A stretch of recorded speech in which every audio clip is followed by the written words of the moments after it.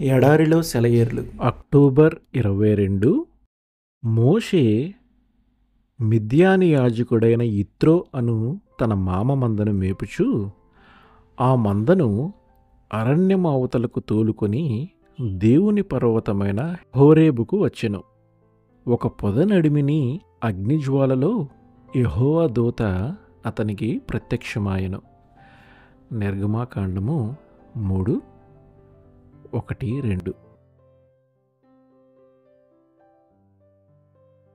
ఎప్పటిలాగానే కాయా కష్టం చేసుకునే వేళ దర్శనం వచ్చింది. ఇలాంటి సమయాల్లోనే దర్శనమివ్వటం దేవునికి ఇష్టం.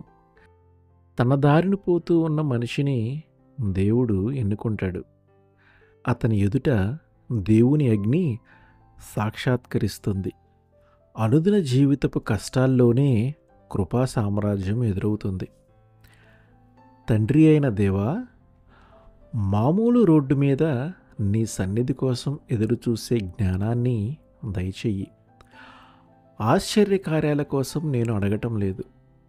దైనందిన విధులు, ఉద్యోగాలలో నాతో సంభాషించు.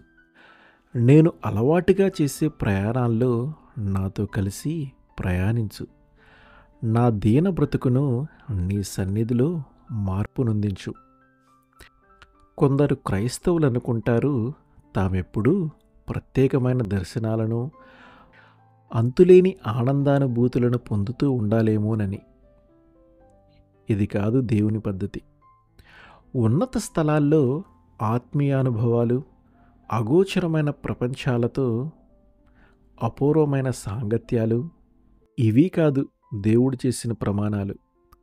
అనుదిన జీవితంలోనే ఆయనతో సహవాసం మనకు ఉంది.